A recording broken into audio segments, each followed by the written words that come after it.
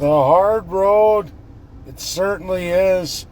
I'm catching up on messages, so I have this window, taking a break from the petition name signatures.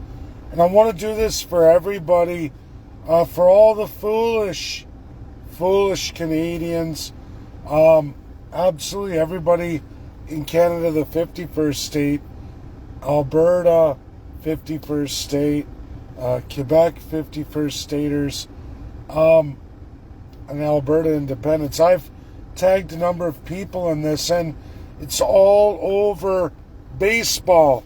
And Venezuela defeating USA on that stage. Folks, Donald J. Trump hits hockey, hits it hard, not because that's the bread and butter of America, but because it's the bread and butter of Canada in sports. Likewise for Venezuela, every Canadian should know this, baseball is their bread and butter. When it comes to America, if you want to get a reaction through sports, it's football. NFL, number one sport in the United States of America. 42% of Americans identify with football as their national sport. We're not talking soccer, we're talking football. Then it goes to basketball, then it goes to baseball. Those are the top three. And then in fourth place, teetering into fifth place sometimes, is hockey, NHL. Everything about Canada is vested in NHL. Likewise with Venezuela into baseball. Canada got hammered. USA won the gold. Now we see Venezuela, who's starting to reclaim what they were 20 some odd years ago. Thanks to the United States of America, money's flowing, the regime is changing, people have learned a valuable lesson. And Trump throws out, just 2 days ago, Venezuela, the 51st state. That is a direct smash on Canada. And people are asking about it, so I'm going to do the video. It's not that that's where Venezuela is going, but it could go. It's more to send a message to, I know, as the former leader of Alberta Independence Party, ran in the 2019 election, did not get an effectual, and now they're going for a referendum question. They can't finish the signatures. They've had to start going back and apologizing to Alberta 51st staters, asking them, please help us complete the signature drive so they can have the referendum. Folks, I've already stated, and I told you the day would come when I had to present my formula. We're now at the middle of March, less than 20% mathematically, if they're successful by the end of April, which I think is their final showing. I think May 1st will be it. April 30th, May 1st, they have to have that signature drive of just 179,000. If you don't know, the We Want to Stay in Canada crowd, led by PCs, they got 450,000 signatures quite easily in a lot less time. I gave a mathematical formula. If we hit the end of April and they're just getting that in or struggling to make their minimum signature drive, it's under 10% is what I've kind of told everybody, 8 to 10%. I was called every radical name, you're an idiot, you're blah, blah, blah, even though I'm the only Canadian in the entire history of Canada to present a majority for independence outside of Quebec. Yeah, I did that on a political platform in the Anglo provinces. Only Canadian to ever do such. I hold that record. Nobody's even remotely come close to matching that record I did in 2019. Mission impossible. Majority MLA candidates.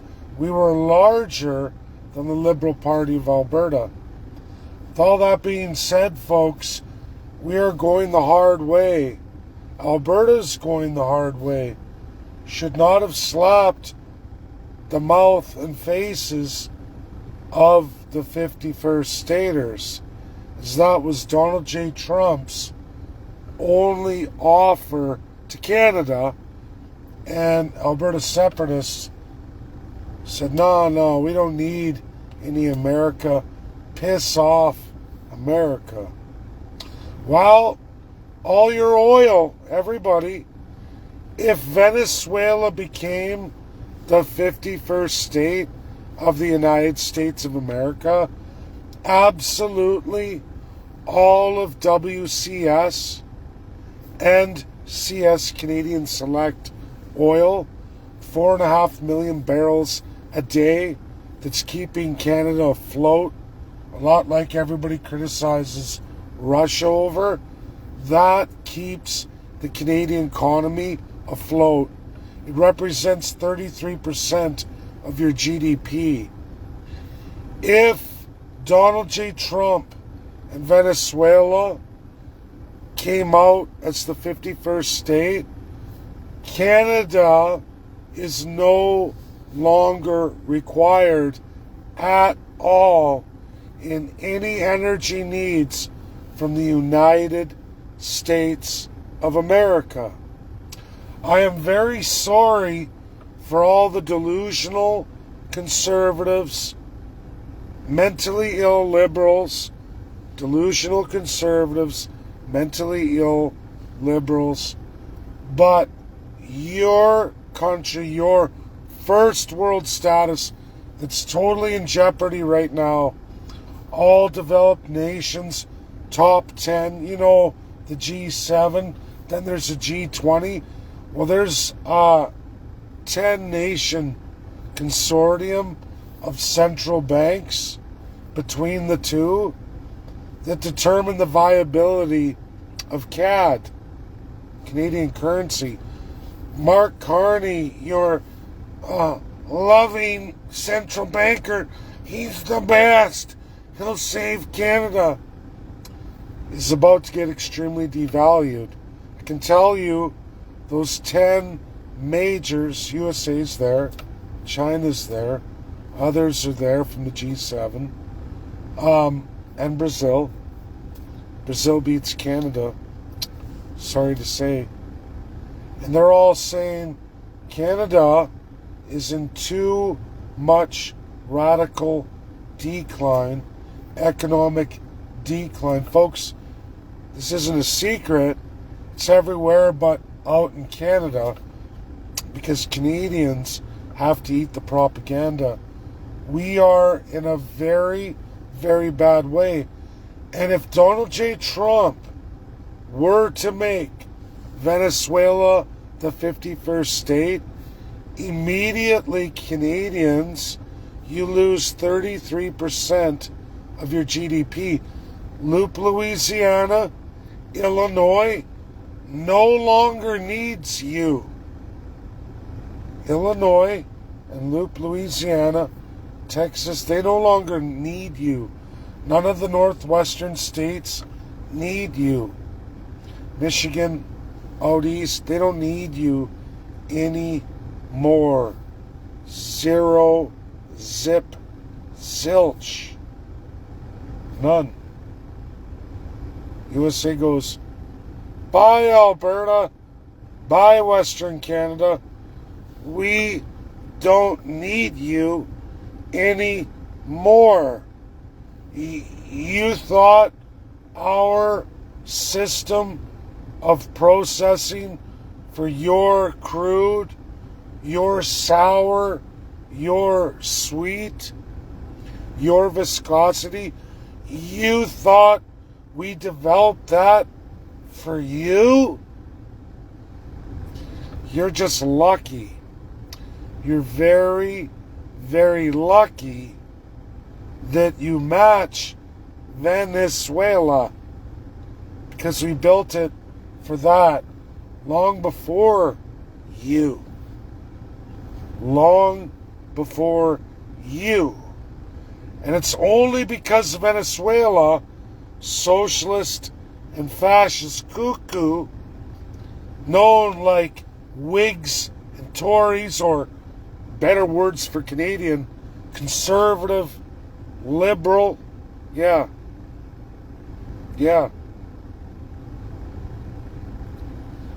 Radicals like that in Venezuela, who bit off more than they could chew, started dissing America. We're gonna tell you how it is. You need us. Goodbye, Venezuela. Okay, Canada and others. Canada got a lion's share. No problem. Okay. A really aggressive premier named Ralph Klein. Yeah. He came and said, hey, we make those grades. Here's our geologists. Here's our experts. We can replace that, Venezuela. You don't need that kind of abuse. That's where Canada's been for well over 22 years, come on, 23 years. Canadians appreciate nothing. They, like the Venezuelans, 23 years ago. Fuck America, fuck you. We hate America. You know what we'll do to you? America says, okay, cool. Okay, we won't process your shit anymore. We'll return to Venezuela. In fact, Trump says, hey, you want to slap me in the face? You want to slap Congress, committees, highest level of the Democrats and Republicans? No problem. You can blame me for everything. I'm President Trump of the United States. Go ahead. Elbows up me all you want. States are all learning. They're shifting gears. And Trump's delivering on a silver platter. What do you think happens when they land Cuba? What do you think happens when Iran's finished? Who is next? Again, I gave you the Michigan truth. Who do you think is next? Is it China or Canada? Who would you pick? If you were the United States, who is more effectual? Canada or China? Well, obviously Canada, because you cripple Canada, and that's the end of China. How do you cripple Canada? Well, Canada was given a beautiful gift, an offer made by President of the United States, never ever done in 250 years, ever recorded. A tremendous showing of any president ever. How did Canada respond? Right in his face. Oh yeah. What? You think Venezuela's tough? We'll double down on Venezuela. Shoot at the consulate. Kill Americans. Die, America, die. It's all going to end with Trump, right? Well, that's what your politicians told you. It's all Trump. Just get rid of Trump. Everything will be great and wonderful. Especially if a Democrat's elected. Folks, if you don't know American history, American politics, none of those reports go away. In fact, presidents will follow suit with every other president. They always do. Until they get things resolved. Canada's done so. Venezuela is going to go back to where it was. And you better pray. You better go to bed at night tonight and pray USA doesn't just say, fuck the rest of the world, especially Canada, and make a deal with Russia too. Because if you haven't been paying attention, Venezuela, Iran, now Russia. If any of these things get cemented, absolutely, in some kind of treaty and trade pact, Canada's over. And I mean, I don't see a viable path forward other than begging on our hands and knees because we're in absolute poverty. If you haven't noticed the latest job sheds, they're massive and they're going to continue. Mark Carney, again, the top 10 central banks of the world say Mark Carney is delusional, mentally ill, if he thinks he's going to go forward the way he is because the economy is not responding. You're living off the debt load and servitude of your children and your grandchildren and your great-grandchildren, betting that your life now is more important than all the years they're ever going to have. That's you and me as a Canadian today. I don't know about you, but I got children I love very much. I hope that they have rich, wonderful lives.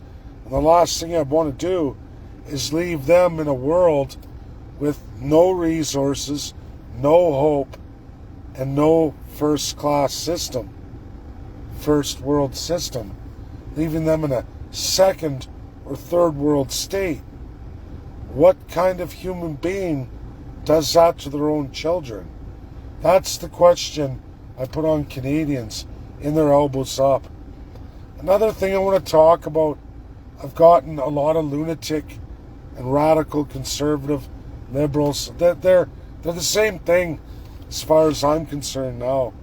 I'm seeing it with a lot of conservatives. Trump's a piece of shit. Oil, the war, look what he did. Folks, I'm going to tell you about the Middle East. I have family, close childhood friends who made a life of that. I have family members who've been all through the Middle East in their careers, far outpacing anything I ever did in business and in that corporate world. And I can tell you what they all say. When you go to those Middle East countries, do you think the government goes, oh, USA started a war, you're going to have to pay at the pumps. It's going to be 40% more at the pumps. No, they never pay anything more than what it costs them to take it out of the ground domestically. They don't pay any more than that. Gas in most Middle Eastern countries is pennies on the dollar. Yeah. But yet in Canada they say, Trump created a war, it's his fault that we have to tax you 62% on all your fuel. Yeah, oil and fuel, natural gas, heat, we're going to tax 62% of it is the direct cost of the government. And we will not yield. We will never give any of that to any of you. In fact, we're making more money than we ever made before. We're sending it all over the world and enriching ourselves. You're going to blame Donald Trump for your gas prices in Canada when right now the most expensive state of the Union is still only $3.62 a gallon. Do you know what that means in liters and dollars and cents? I can tell you in Ontario here, Alberta, $1.52, $1.61. They're still 40 cents cheaper a liter than you are in the most expensive U.S. state. Explain it to me, Canadians. You got a $20 discount on your oil. What in the holy fisted fiddler's fuck are you thinking? It's Trump bad. Well, why are all Americans paying much less than you are at a much higher cost of WTI. It's $20 a barrel more than what your government's getting for yours. So why are you paying record amounts more? Oh yeah, because the government of Canada and all the provinces are fucking you the hardest. You, the domestic Canadian. They're not going to lower your inflation. And they got you so fooled that they're raping you, that Donald J. Trump is somehow raping you for war. Why do you rely on USA to set your prices, set your government's taxation against you? Because I can tell you right now, all the governments of the provinces and the federal government are making hand over fist, and still their economy's falling into the floor. Does socialism work? Does massive taxation without representation work? I'm conservative liberal.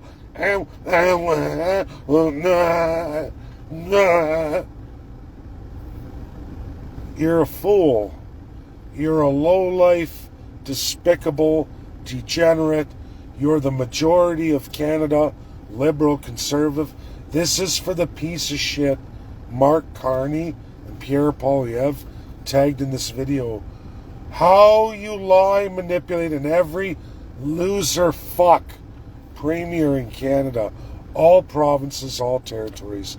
They're the largest source of your energy and food and housing insecurity, aka your major basic needs to live your life.